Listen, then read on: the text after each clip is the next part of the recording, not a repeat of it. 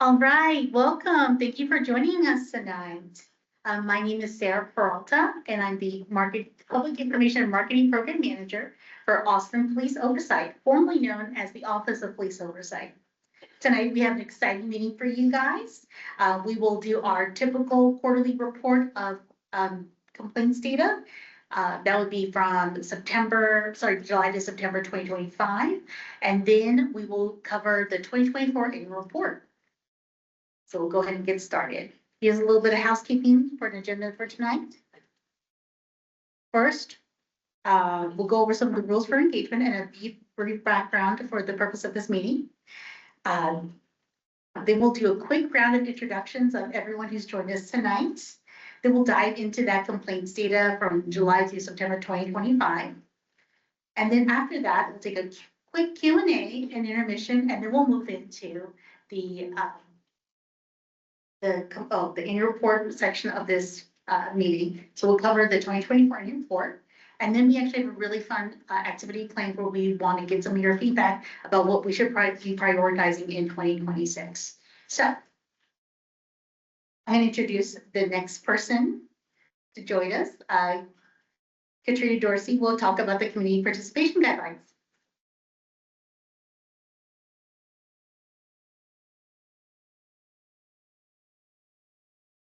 Hello, good evening, everyone. How are y'all doing tonight? Awesome. So yes, as Sarah mentioned, my name is Katrina. I'm the Community Engagement Specialist here for the Austin Police Oversight. I'm going to go over some quick community agreements to help with our discussion today. Quickly, just to start, we do have interpretation out front as well as Spanish interpretation. So if you need those services, you can grab a mic outside and come back in for that. But to get started, we'll say, first off, let's respect each other by taking turns when speaking. Please avoid interrupting or speaking over others. And then let's respect each other by staying within the time limits. During our Q&A and community listening session, we ask that you keep your questions and comments brief so we can hear from as many community members as possible. And last but not least, let's respect each other by disagreeing respectfully. We're here to create a safe space for open dialogue, even when perspectives differ, so please engage respectfully. Now, about our office. We'll get started. We want to thank you all for taking the time out of your busy schedules to join us this evening. If you're unfamiliar with the City of Austin's Police Oversight Office, we are separate and independent from Austin Police Department. Our mission is to provide impartial oversight of APD's conduct, practices, and policies to enhance accountability, inform the public, increase transparency, and create sustainable partnerships throughout the community. We do this by accepting feedback about Austin Police Officer conduct through complaints and compliments. We also conduct policy analysis and research to make recommendations to improve APD's policies and practices. We publish documents on officer discipline and conduct and engage with community members through public events and education. To help bring this mission to life, we want to take a moment to clarify what that actually looks like in practice and what Austin Police Oversight does and what we don't do. Our team reviews all community complaints with full access to APD databases, so we can take an independent look at each case. We also focus on education and sharing information, helping people better understand oversight and accountability. And we make recommendations to APD leadership and the city manager around policies, training, and discipline. On the other hand, we do not administer discipline, oversee criminal cases, or make final decisions on those issues. And we do not work for or report to APD. Our role is independent, so we can truly serve the community's interests. With that foundation in mind, let's talk about why we're here tonight. The purpose of our police oversight implementation work. These quarterly meetings give us a chance to share updates on complaint data, current projects, and initiatives within our office, and to ensure community voices truly shape how oversight is carried out in Austin. The focus of tonight's meeting is threefold. First, listening and sharing. This is an open exchange where your voice matters just as much as the information we share. Second, community centered. The topics and priorities we discuss come directly from what matters most to you. And lastly, empowerment. We hope you leave with something valuable, whether that's a better understanding of our work, awareness of resources, or actionable steps you can take back to your own community. True police oversight takes all of us, and we're grateful for your time, feedback, and commitment to a safer, more connected Austin. After each meeting, we'll also prepare and post an after-action plan that captures community input, highlights where APO can take action, and outline the next steps, so your feedback doesn't just stay here in the room. You can also help shape future meetings by completing our follow-up survey and sharing topics you'd like us to discuss and cover. And to stay connected with us, follow us on Facebook, Twitter, or sign up for our newsletter. Thank you again for being here tonight, and I will hand it over to. Oh, no, we're moving on to our introductions. Awesome. All right, so we're gonna go around the room just to get to know everybody that's in the room. So if you could please introduce yourself, name and pronouns if you'd like, and then how you're showing up today, whether you're a community member, representing an organization, or just here as a city staff. So we'll go ahead and start right here in front. Tom Downing, I'm co-chair of the University United Methodist Church Racial Justice Task Force, and been monitoring these meetings for a while. Awesome. No, we're seeing. Thank you for coming again. Appreciate it. Do you want to move it back? Introduce. I'm Gabriella Zaidan, and I'm from the Teaching and Affairs, and I'm the vice chair of the Rights Commission for the City of Austin. Thanks for coming. My name is Steve Lula. I live in District 7, just come here as a community member. Thanks for coming. My name is Sheikh Batsilia. I'm the operations manager of the Council on American Public Relations of City of Austin, and I'm on the commission of the as well. Oh, awesome. Thank you for coming. Here's a. Oh, okay. I'm Malia McKee, Mr. Lunch. Perfect. And then team members, if you want to introduce yourself really quickly. I am Gail McCant, and I serve as the director for the Office of Police Oversight. And Sarah, of the Public Information Marketing Program Manager. I'm Crystal. I'm the policy and research manager. My name is Kevin. I am the deputy director of the Office of Police Oversight. My name is Brennan Durant. I'm the acting interim public division supervisor. My name is Drew Prakash. I'm the public information specialist for Office of Police Oversight. I'm Cooper Thompson. I'm the other community engagement specialist. We are sign language interpreters. Awesome. Thank you, everyone. And with that, we'll go ahead and shift into our quarterly complaints data. So Brennan.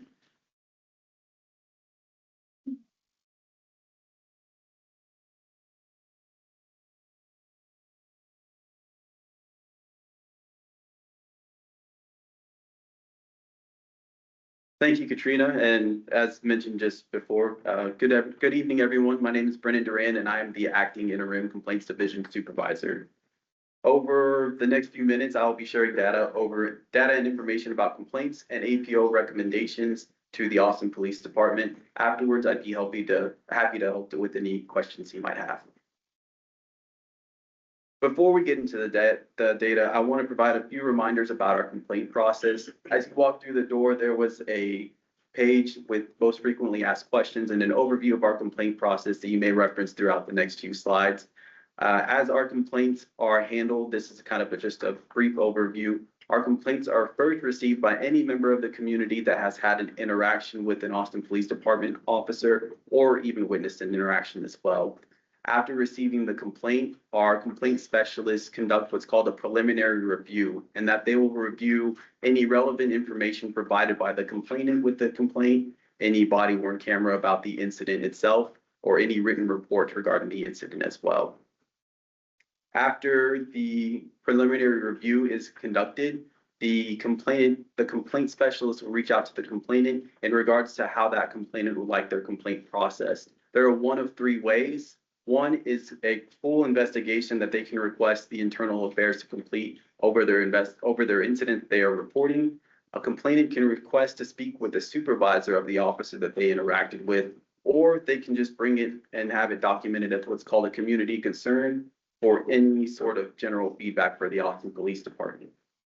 If you have any questions about the process, again, I'd be happy to answer them as best as I can after this. And now we will go over the complaint data from July to September of this year. Now I'd like to focus on the top two rows first. And again, these are all defined in one of the handouts that we had there as far as what each of the breakdowns of the rows are. The complaints and concerns or anonymous totals are the first two rows I'd like to reference. As you can see, through July through September, there was a decrease followed by an increase in complaints and anonymous totals. This can kind of be referenced or thought of to be explained in the way that at the end of July or the beginning of August, we see the back to school, there's less people out in the community, and also with the start of school, so maybe that led to the decrease in what we're seeing from July to August. And then September, there's an increase of Austin, Texas festivals such as Bat Fest, and then also the things like college football brings in a lot of people who are able to be out in the community and interact with such these events. It also serves as a reminder, not only those community members who live here in Austin, but anybody visiting Austin can utilize our complaint process. In terms of compliments, we see a increase followed by a slight decrease. Just as a reminder, we do also process compliments for Austin Police Department officers. And then there at the bottom, we have all our total contacts for each of these months that are referenced month by month.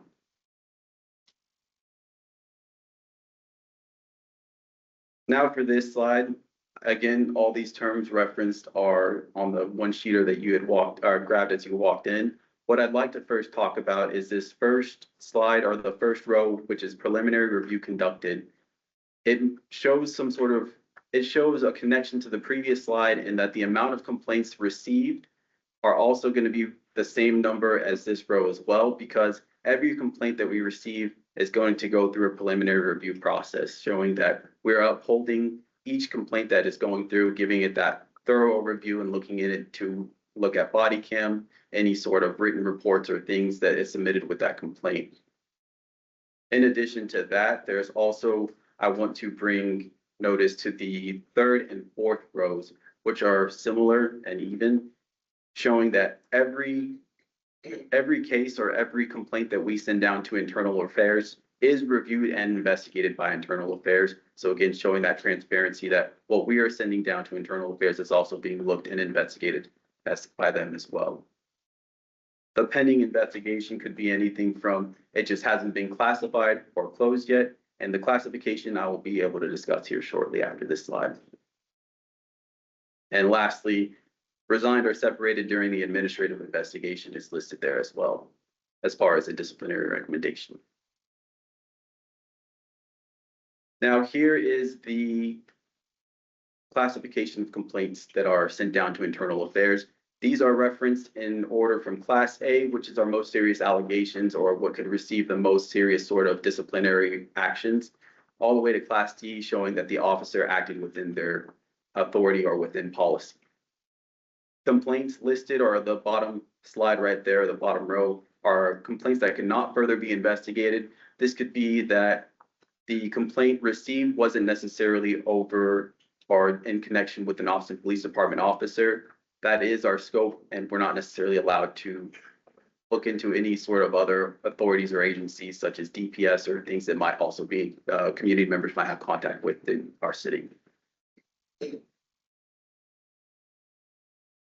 And lastly, I'd like to talk a little bit about disciplinary recommendations.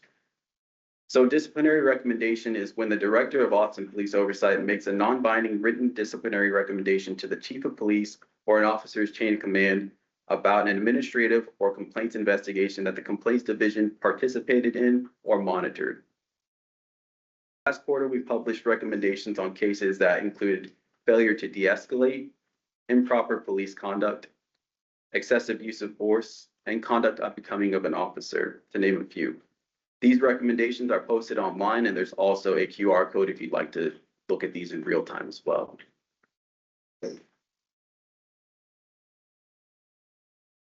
So now I'd like to open it up for any questions if anybody has any.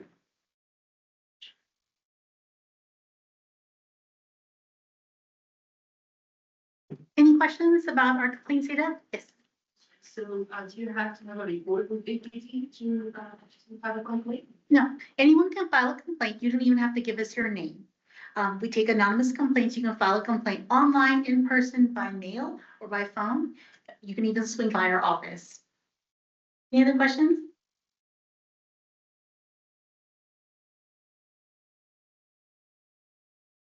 Right, then we're going to go ahead and transition to the next part of our presentation, which is our 2024 annual report. So I'd like to introduce our director, Gail McCants.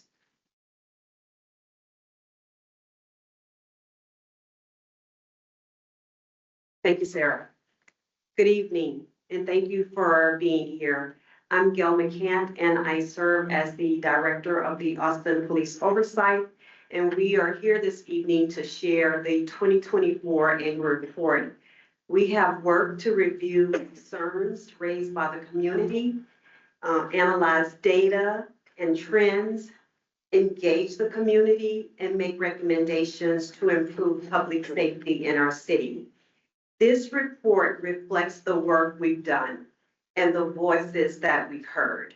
We know there is still work to be done, but we've done a lot of things right since the passing of the Austin Police Oversight Act. However, we know there is still work to be done, and it requires ongoing dialogue and listening and a mutual commitment. So tonight, we're not just presenting a report. We're asking for partnership, we're inviting the conversation, and we are here to listen. Your voice is essential, and therefore we invite you to participate in our listening session that will happen tonight. Because the direction that we will move forward in, it will be guided by the people that we serve. So we invite you tonight, as we have those listening sessions, to please provide your input. Thank you so much for being here. Thank you for showing up for one another. And thank you for continuing to help us shape what public safety in Austin looks like. So I will turn it over to Sarah Peralta, who will provide an overview of our 2024 community engagement efforts. Thank you, Gail. So I'm going to recap what we accomplished in 2024 with the Communications and Community team. In alignment with the Austin Police Oversight Act, our website serves as a central hub for documents related to police misconduct. Our published documents include complaints data, compliments data, disciplinary memos issued by the Chief of Police, recommendations related to discipline, recommendations related to policy, policy analysis, research, and various reports. We also publish lawsuits related to against the city of Austin related to police misconduct. In 2024, we published 151 documents. Those included 6 disciplinary memos detailing the disciplinary decisions issued by the Austin Police Chief, 15 disciplinary recommendations from the Austin Police Oversight Director, 7 case documents related to lawsuits against the city of Austin, 12 policy recommendations from our office to improve APD policy, and 1 curriculum recommendation on APD training materials currently taught at the Academy. All of our materials are published in English and Spanish. We also utilize screen reader friendly technology so that everyone can access our materials. You can find our stuff online at atxpoliceoversight.org. Additionally, OPO oversees the release of critical incident materials. This is in alignment with General Orders 117, which is related to critical incidents and the public release of video, dash cam, body cam, and the like. We reviewed those materials with APD as part of a process outlined in that policy. In 2024, we reviewed 7 incidents. And again, our participation is part of that policy. In 2024, we also utilize our social media and newsletter channels. We also engage with both traditional and new media to promote our events. You might have learned about this event from a newsletter or from our social media channels. So we're utilizing those so that we can engage people where they are and meet and engage as many community members as we can. From our community engagement side, in 2024, we hosted or participated in 50 events. These events included presenting to various boards and commissions, including the Public Safety Commission. We attended the APD Academy, participated in their training to teach community cadets about police oversight and how we engage with the community.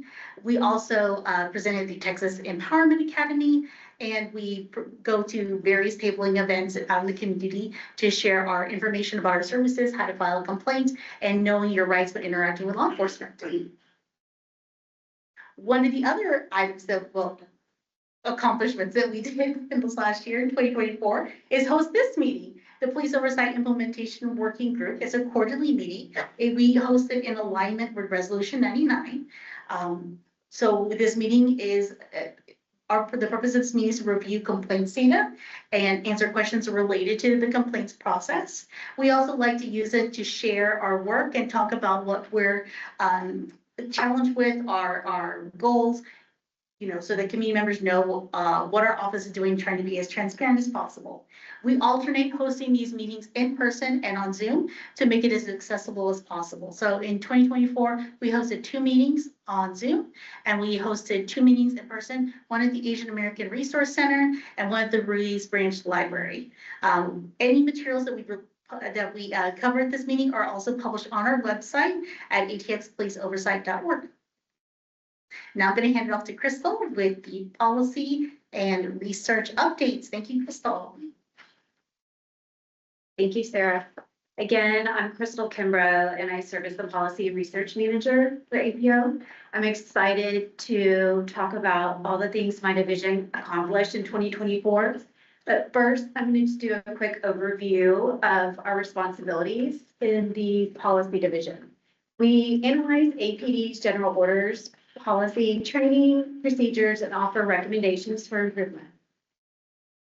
We analyze and report out on use of force data. We research ongoing issues related to APD, gather and synthesize best practices in policing, review APD Academy curriculum and training, and review legislation and provide bill analysis related to public safety.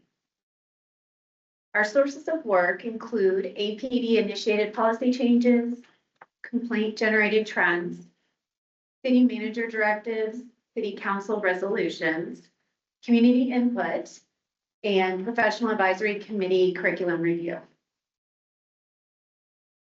In 2024, the policy division made 26 total recommendations on these policies and general orders. And you can see the asterisks next to ones that were fully or partially implemented by APD. So we have chain of command responsibilities, taser guidelines, tire deflation device, low speed intervention, when camera system use is required, that's body worn camera, drone policy, transport vehicle policy, outside agency assistance, failure to maintain financial responsibility, off-duty law enforcement actions, initial supervisor responsibilities, and hair policy, which is one that APD did fully implement, and that was to be in alignment with the Crown Act. And as far as academy recommendations go, myself, the division manager, is a member of the professional advisory committee made up of subject matter experts that meet at the academy and go over curriculum and TQL documents. We go over what the instructors are teaching, the things that they're handing out to cadets, and we make recommendations for improvement. In 2024, the class that we reviewed, we really didn't start until the end of 2024. So we have one class that we were able to review, and that was interacting with the deaf and hard of hearing.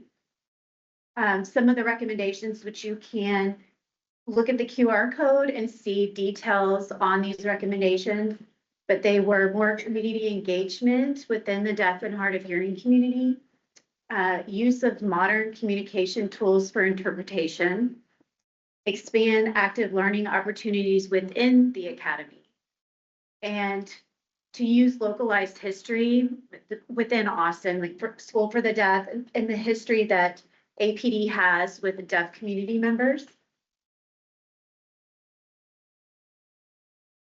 Our division also reported out on APT use of force. We did quarterly analysis on the APD's data that was provided by the Force Review Unit.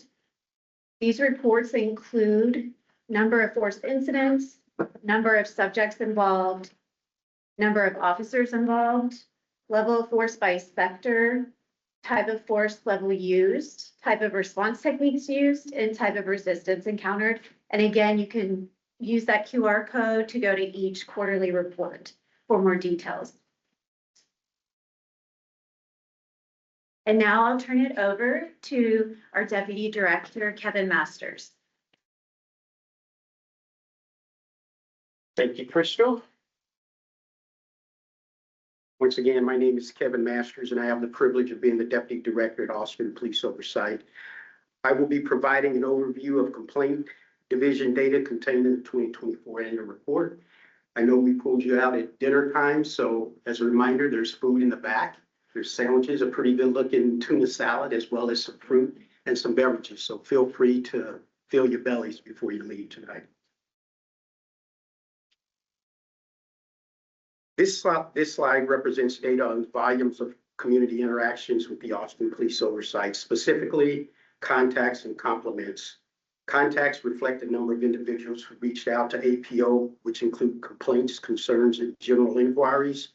Compliments track positive feedback received about community members' interactions with police officers. As you can see, we had 1,052 compliments. 2024, we received a total of 1,052 contacts compared to 1,552 in 2023. Of those, 99 of the contacts in 2023 were compliments and 211 were compliments in 2024. Tracking compliments alongside complaints help balance the narrative and provide a fuller picture of community police interactions. A decreased number of contacts may indicate decreased community awareness or concerns, while a rise in compliments could reflect improved officer conduct or improved community relations. Complaint classification. Complaints are categorized into various categories, Class A being the most serious, i.e. excessive force, serious misconduct, civil rights violation. Class B and D descending in severity. Other investigative categories include administrative inquiry, supervisor referral, community concern, information, pending, no classification recorded, and not sent to APD. The lower number of Class A and C complaints suggest either fewer serious incidents of potential underreporting.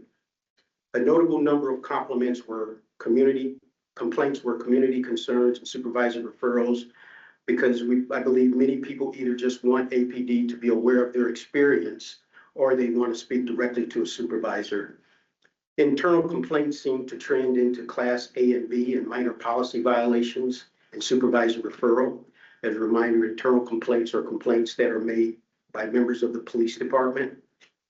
External complaints trended to Class D, supervisor referrals, and community concern categories.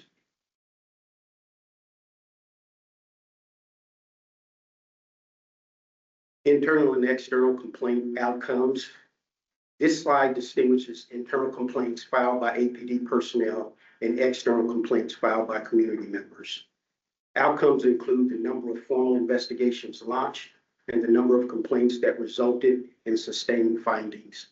As you can see, in 2023, APO forwarded 578 complaints to APD, and in 2024, a substantial amount higher, 841.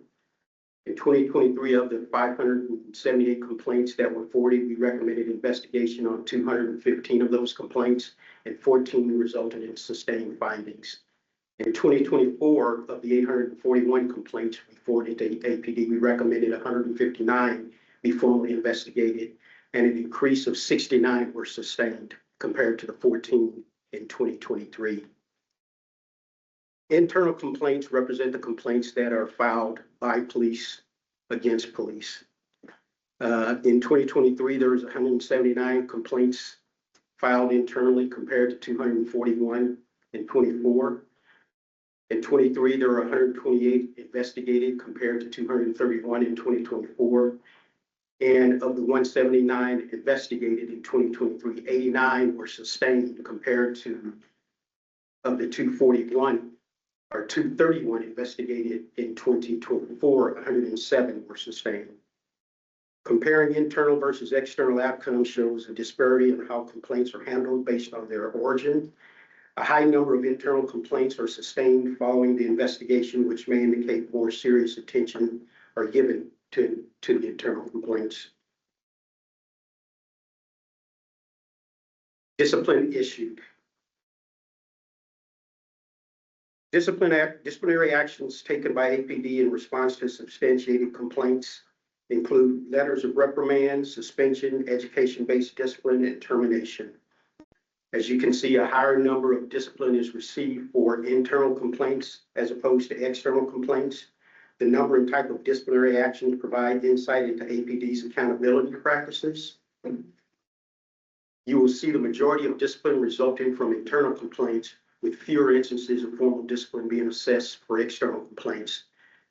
The total number of sustained external complaints has increased while discipline issued has stayed consistently low for external complaints. When disparities in disciplinary actions are noted, it raises concern about follow through with external complaints or consistencies in standards of evidence between internal and external complaints.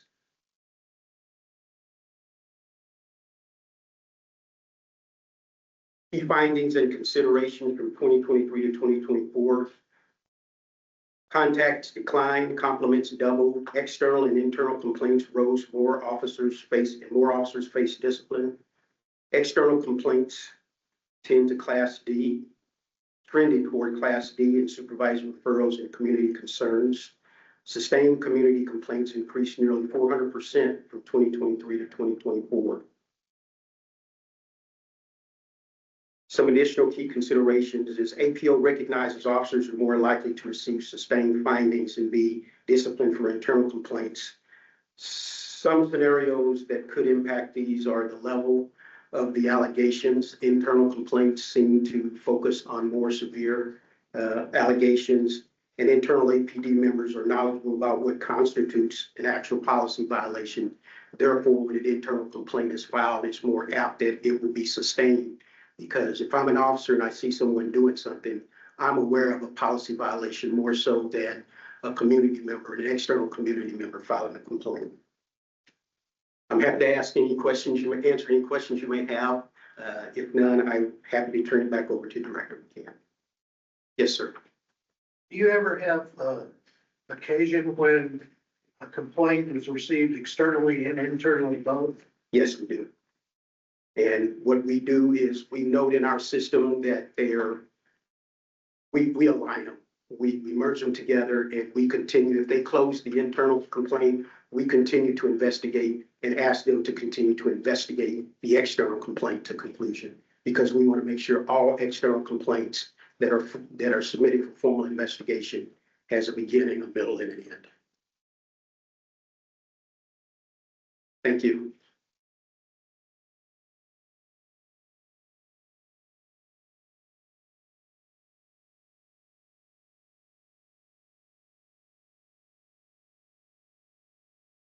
All right, thank you, Kevin. So as we look ahead, our focus remains on strengthening transparency and accountability and community engagement. So we are excited to launch, looking ahead, a mediation program that will provide safe, confidential space for constructive dialogue between officers and community members.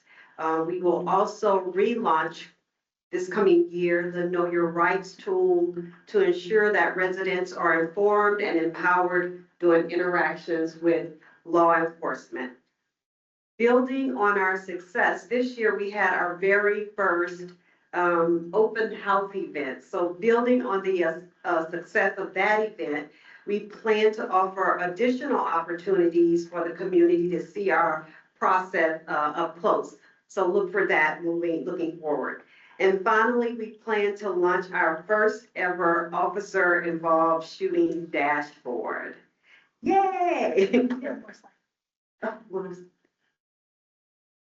Here we go. There's a prototype of the officer involved shooting dashboard. And this will provide clear, accessible data in an interactive format to promote accountability and form meaningful reform. So together, these initiatives reflect our continued commitment to providing meaningful oversight to our community. So, and with that, we will open up the floor for any questions.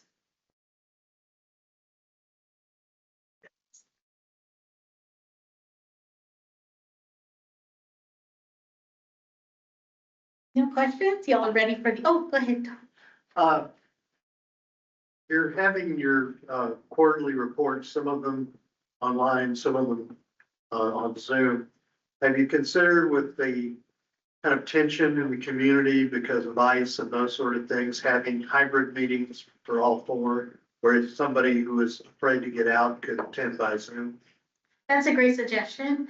It's a technical challenge and there's very few facilities where that can do both in person. Actually, that's part of why we picked today's facility. We're recording it, as you can see up here. So we're experimenting with that, but thanks for flagging that for me. We're hoping to do more hybrid type events. So like I said earlier, we want to make this as accessible as possible. But yeah, that is a real concern. People also were just busy with their schedule. They got work, they got kids. We're trying to integrate more ways to make them easier, serving some snacks to hold people over during the dinner hour, that sort of thing. So, but that's a great suggestion. Yeah, thank you. Any other questions? So you talked about the academic curriculum recommendations. So is this based on complaints from the cadets themselves or from the community members? Sure. So we, as part of our role, we review the material taught at the APD Academy. So they have various modules and coursework. Our policy manager can answer those more specifically, but we review their materials that they're teaching the cadets so that we can give our feedback on those items. Crystal?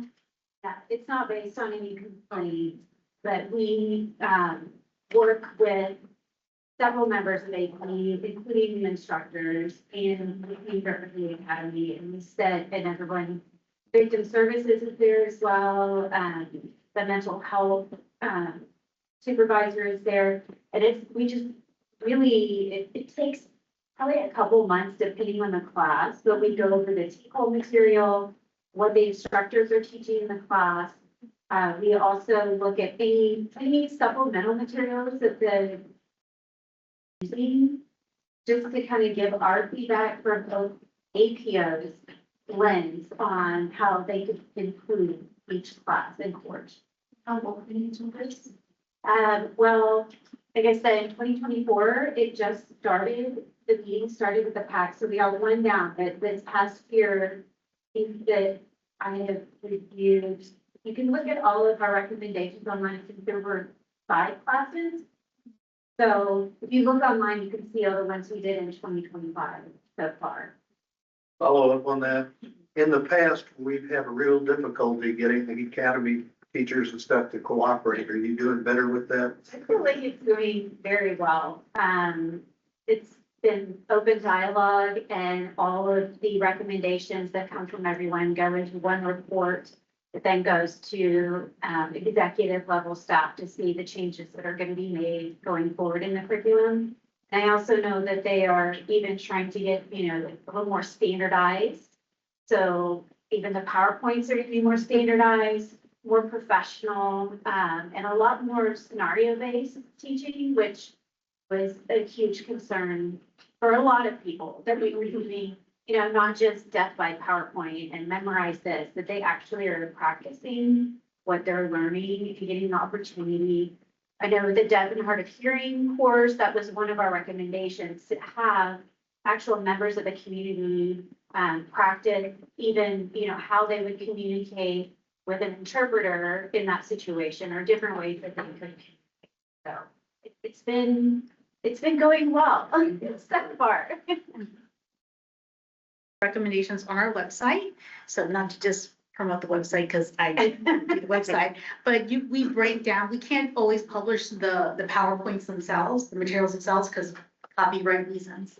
But we do a really good summary and breakdown of our feedback, so you can get a good sense of what's covered in the materials and what we identify as room for improvement.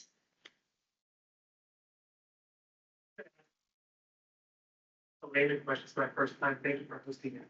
Are there peace officers or former peace officers who are in your, who are employed by you, or you guys consult them, say, hey, because Yeah, that's a great question. So we are separate and independent from the Austin Police Department. We are civilians. Now, we do have staff who all have backgrounds or expertise in law enforcement and policy and in various areas related to that. So Crystal has done a lot of consulting work with Austin Police Department. Kevin is a retired officer, and Brendan down there at the end is also former law enforcement. So, and of course, our director has a lot of experience with administrative investigations, HR, and leadership at the city of Austin. So we all bring various perspectives to the work. So we do have a lot of knowledge and expertise in law enforcement, but it is intentionally designed to be civilian and separate from the Austin Police Department. Yeah. Any other questions? Can I just? Oh, yes, sir. While we have law enforcement or retired law enforcement in the office, none of them have relationships with the city of Austin or APD, so we're not former APD officers. That's a good point. I'll just say for the mic, we don't have any retired or former EPD officers on staff. Everyone's, if we have people who've served, they've served elsewhere. Actually, not even within the city of Austin. So, yeah. How is the Office of Police Oversight integrating a human rights framework into its evaluations of the agency? So that's a great question. And I'm going to kind of go back to what we talked about at the beginning. Our scope is, it's an administrative process. So we are doing review of APD's policies and processes and their conduct of officers. So it is very similar to an HR process. So we are community centered, we are equity centered, but we are not an agency that does beyond our scope of an administrative investigation. We have a very specific scope. I'm going to ask Gail, is there anything else you'd like to add to that? No. Yeah. Definitely. Yeah. Perfect. I will add, as we go through our preliminary investigation, while we are administrative and our focus is on policy violations, if we recognize violations of law or any other type of violation, we do document that and send it to take further action. And that is a good reminder. So we are not criminal. This is administrative process. Criminal is handled by APD. We also, their general orders and policy, and if it is, when there is a law change, we will make a recommendation that they align their policies with law. So, not always are, To answer your question? All right. Any other questions? So do you have your data divided by, like, something like data, who complains, gender, race, religion, like, do you have it divided? We make that data optional from complainants, so especially for anonymous complainants, they don't want to identify themselves. So we do collect it, but honestly, it's not complete because majority of people don't provide that information. They don't want to self-report their race, or I don't think we ask religion, but I think it's race and age and some of those demographics. It is an optional field for community members because that creates a threshold, a barrier to entry for some people. So we want to make it as easy, simple, and barrier-free as possible. So we do collect it, but it's not complete, to be perfectly frank. So can a community representative complain on behalf of community if there's like a common issue or something like that? I'm sorry, can you say it one more time? Can a community representative like complain on behalf of community if there's like a common concern or? Sure. Yeah, anyone can file a complaint. We could file with your name attached to it or not. For a specific incident, if you think that, hey, I want there to be an investigation, we need to know the time, date, and location of the incident. Those details help us kind of triangulate who was there, what officer was there, look at the databases and try to find dash cam, body cam. But we also take general feedback for the Austin Police Department. When someone's like, hey, I saw a cop run a red light, and I don't think they should be doing that. It makes the intersection unsafe. That is feedback that does go to APD. So whether it is general feedback, that's a community concern, or specific feedback, like there needs to be an investigation into this, we do take all feedback. I'm gonna ask Kevin or Gail to comment on that. Yeah, our authority is to take complaints against individual officers, so an investigation will occur if there's a complaint against an individual officer. If it's more of a general complaint, there's not enough officers patrolling my neighborhood, we will take that complaint, we will forward it to the internal affairs division. We don't have authority to investigate because it's not against an individual police officer. But we say at the office, all feedback's good feedback. APD can't get better if they don't hear from community members. And that's a big part of our role, especially in the community engagement side. We're here to document, to facilitate that conversation because, you know, there's always that gap between, you know, police and community. If they don't hear from us what we need, what we want, then it's just an echo chamber. So we want to facilitate, encourage that feedback. I don't have any specific, Oh, yeah, that brain was APD, we have a good relationship with them, I'm just trying to understand your view. So one more question, can someone complain against a candidate if they are a community member or community group, like, giving training? Yes. Yes. Are they, yes, We take complaints. I will tell you if it's a complaint and we're able to identify it involved APD or an APD officer, we make sure that it's notified. we do occasionally get complaints related to other law enforcement agencies. We do not oversee anyone but the Austin Police Department. Like I said, it's a kind of an HR process. But we do pass those along if there is a similar contact at the other law enforcement agency. We encourage people to send those along to that appropriate contact. Any question? Yeah, I do have a question. In terms of training, cadets, interactions, do you guys have recommendations for training? For example, many police officers would take foreign trips with different countries, like some of the countries share values, some of the countries absolutely did not. And so not too long ago, maybe 10 years ago, there's a Office of Oversight for country that's involved with what people say is a genocide that a lot of APD officers went to train. And I don't know what kind of training they've got. I don't know if they're still in the APD force, but is there like the training of that maybe bad stuff that they've learned?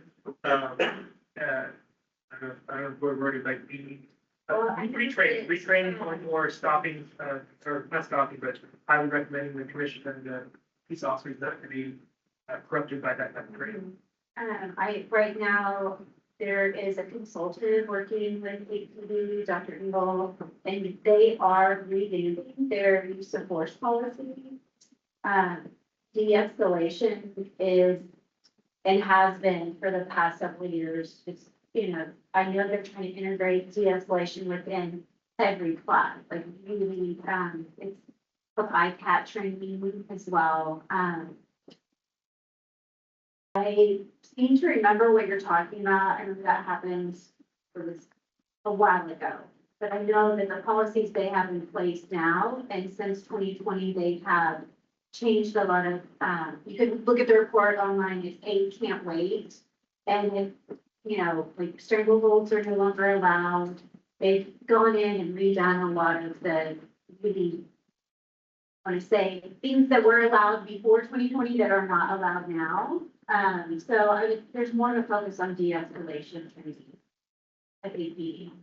I'm not aware of any diversion programs that they've been involved in recently that we've had an opportunity to look at. So I would just have to say, I don't think we've made a recommendation on any diversion programs that they've been involved in. You think that it's answered, I mean, after a little bit slightly differently, maybe. So is there like any guide that says that APD officers that have been trained in other countries or even other law enforcement agencies and stuff? Like a running list. That's my first question. The second question is, that's something we can look up. And if said foreign country, let's just say the leadership, you guys, that said, okay, we shouldn't be learning anything. The people who did learn in those countries, is there like a mechanism to go to these officers, say, hey, this thing you learned in these countries don't apply to here? They are bound by policy, so those things that they learned, if they're doing them and they're against policy. Okay. They should be able to do that. Yeah, so then, like I said, policy has changed a lot in the past. I would say 5 years since George Floyd was signed, their policy, use of force policies have changed, and they're doing more right now as the consultant they brought in to even make them more de-escalation focused. Yeah, in some of the immersion programs, it's a war. And more often than not, cities the size of Austin and their officers go somewhere for the immersion program. It's to train other agencies more so than to get training from the other agencies. Like I say, I'm not familiar with any immersion programs that they've been involved in, at least in the last few years. Any other questions? What are the other law enforcement agencies? Is that the amount of Eric, what else? In the area, we only oversee the Austin Police Department.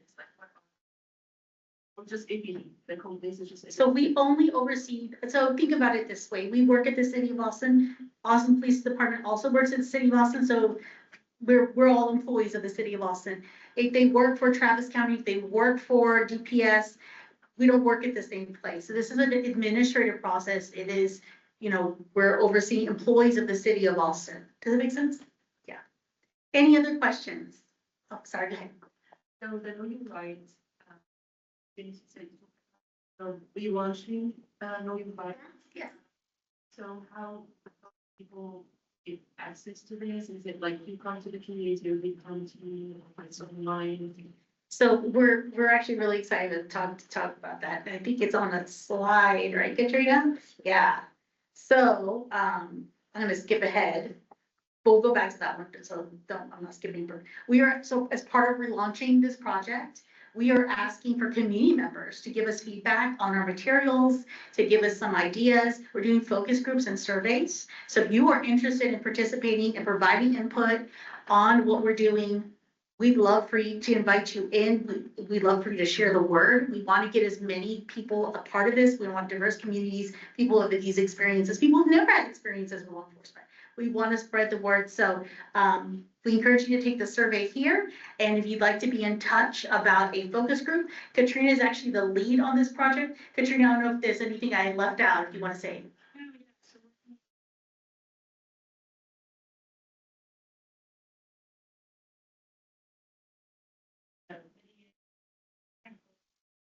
Pamphlets, things like that, trainings, so all of those things. So really, do you want to like ask community members of like how they want to receive that information, what other information is important to serve community within that, and the whole. So yes, survey, and then we're going to be hosting some focus groups in the next 6 weeks.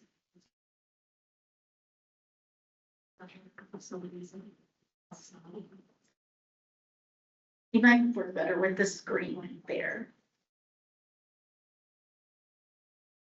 Any other questions? Feel free to share this information on your Facebook, your tweets, all your videos, social media, as well. One last question. Is there any studies that say how much recruitment has been affected or not affected by an APO's office or, beginning, is there, I'm a layman, so I don't know, maybe I'm asking peace officers, former peace officers, what your thoughts are. Is it encourage a certain cadet to apply, or is it discourage? Because I know there's a short staffing in terms of police officers and patrols. I would say there's a lot of variables that are outside of our office that play into police recruitment and retention nationally, especially leading up to the pandemic and after the pandemic. There has been a national trend of difficulties with recruitment, simply because wages and other career opportunities, not as many people choosing this as a career path. There's a lot of reasons for that are outside of our scope or even outside the Austin Police Department.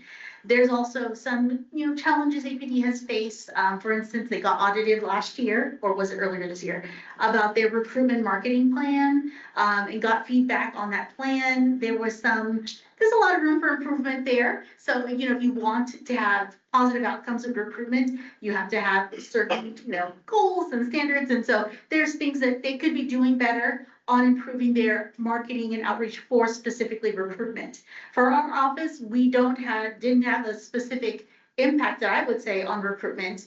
I think what we do is we try to educate cadets who are currently in the academy about police oversight. We're not here to gotcha or getcha. We are here to provide transparency and accountability for the community. We're here to make things better. Most of our policy recommendations, quite frankly, are about making things safer for officers. Outcomes like changing pick maneuvers or limiting certain techniques that could hurt a community member, but also put risk to the officer. So a lot of our recommendations are really about improving the outcomes for officers, making policies more clear, so it's less risk to them and more understandable, less margin for error. So there's a lot of things that we're doing that also make the policing safer and better for them. I know Crystal or Kevin or Gail, if you want to comment on that. That's great. When we go to the academy, each division goes and we give a brief little education speech to the cadets, because they hear, that we take complaints, and that's kind of all they know. So when, policy gets up there and talks and says, no, really, we're looking at policies to improve that. And there are several that were even up there, the taser and, the low speed intervention. There's some that also what was the transport vehicles, things like that, that do help community members, but they also help officers. So we're always looking at that, unbiased, looking at policies to improve for everyone. And I would say a lot of officers have given us positive feedback on our recommendations. A couple of years ago, we did a partnership with the Mayor's Committee for People with Disabilities. We developed a series of recommendations to inform how they interact between people with disabilities and law enforcement. We had several officers independently come up to us and ask us like, hey, what's going on with these recommendations? Do you think the APD will accept them? And so, there's a lot of interest in making policing better within APD. So we don't want to disregard that either. How do you ensure transparency and accountability, and how community feedback is acted upon, not just collected? Yeah, that's a great question. So accountability and transparency, they're living things. Transparency for our part really is related to the documents we release on our website, our efforts to explain and explore data. We're looking at things in aggregate. So I'll give you an example of the documents we publish on our website. We're publishing disciplinary documents. We're publishing our recommendations, which many times, I don't want to say many, sometimes we don't disagree with the police chief on the discipline that she's issued or chosen not to issue. And we explain why. That provides insight and transparency into some of the gaps between discipline at the Austin Police Department, okay? Accountability is contingent upon transparency. You have to have information to hold people accountable. So it is challenging in this space, that to share information and make sure it's clear and understandable, and use that as a mechanism for accountability. People understand so that they can demand, hey, I'm not okay with that. They can come to this meeting and tell us, hey, this is not something that I'm okay with. I want to be a part of this conversation. But we do take feedback seriously. One of the things that we do, I think Katrina mentioned it in her, when she was speaking up here earlier, is we do after action reports. We document this feedback that we get at these meetings, and we try to take next steps. There are some things that are frankly outside of our scope, but we do take that feedback and we want to document it and move it forward. So it is a challenge. I'm not going to pretend like it's not, but our office is committed to transparency and accountability. Those two, they are the foundation of trust, because that's really what this is about. Building trust between community members and law enforcement and us and the community. That can't happen without transparency and accountability. I'll let our director also comment on that.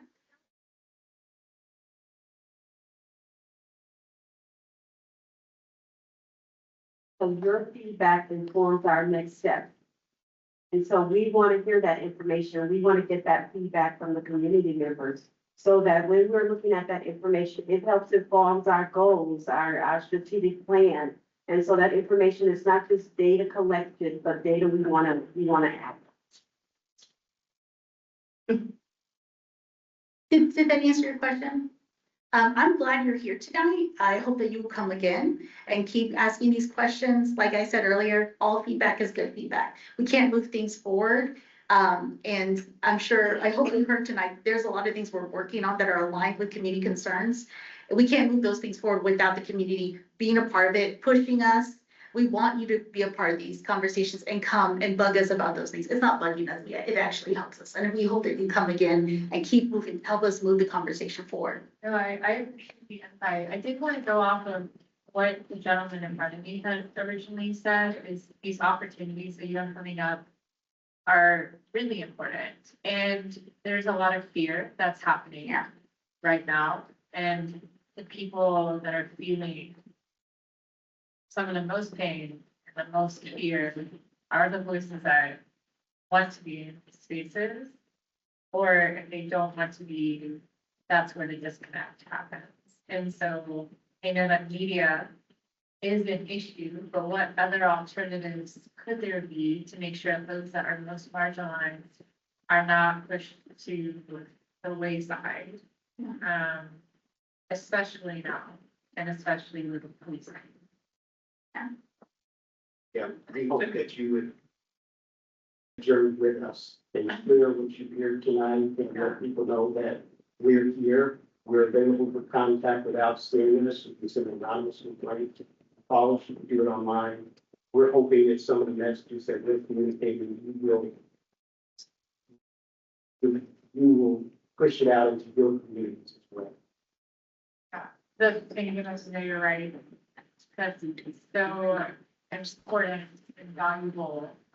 And I would just hope that even if we are gonna, like, you know, as the human rights commissioner, bring this back to the Rights Commission and try to ask how we can work together with this. But on that end though, I do want to make sure, I do want to support like in ways that outside of us kind of spreading the word. If people have questions like, well, you want to attend, know your rights, but what happens if we're targeted, or what happens if we expose ourselves too much? What would be a response to that? Do you feel? That's actually feedback that we need right now. That's the survey we're trying to collect, is understanding what people are afraid of, what they don't know about, what they want to know about, and the best way to communicate with them. So that is the survey that I just showed you just a second ago. That is going to shape the plan that we're going to bring forward. So if that feedback, whatever the answer to the question that is, we want to know that today. So it'll inform our plan. I'll let Katrina, if there's anything else related to the survey you want to say.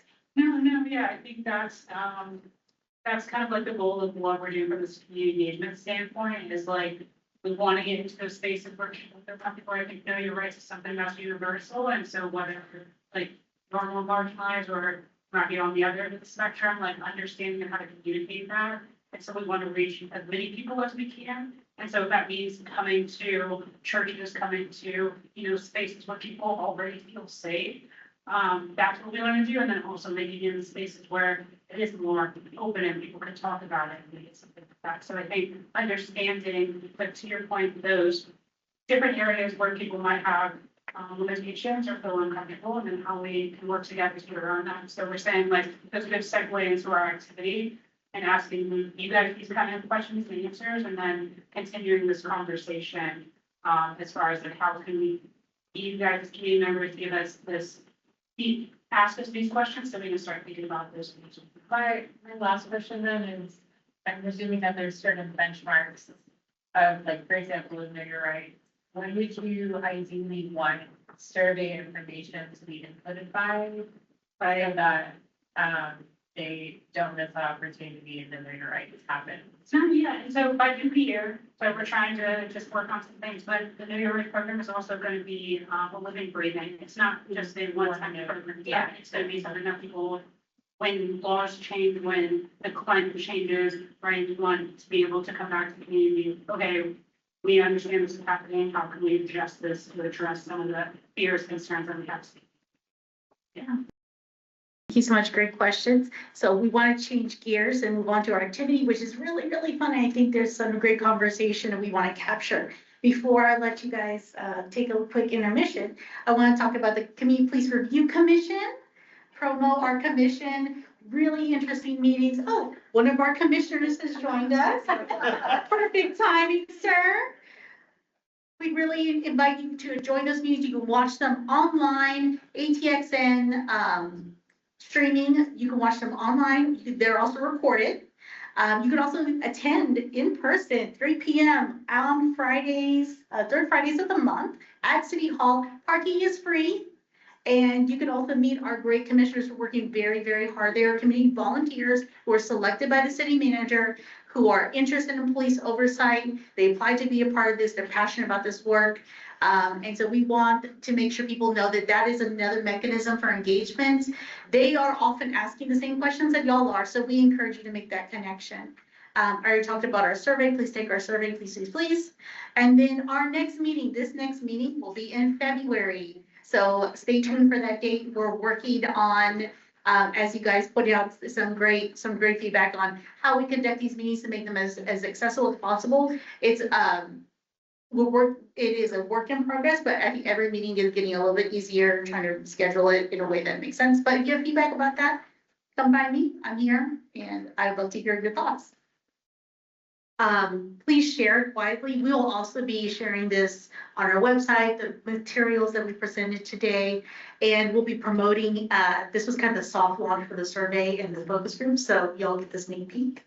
But we'll be promoting this on our social media and our newsletter in the coming weeks. And save the date, February 2026. Can you believe it? 2026, oh my God. For our next meeting, this next meeting. Any questions, you can let us know. Our team is available at opo.outreach@austin.texas.gov. Let me get to that slide. So let us know if you have any questions, concerns. We're here, but we'll go ahead and end it here. Respect for your time. Thank you for joining us. Have a great night.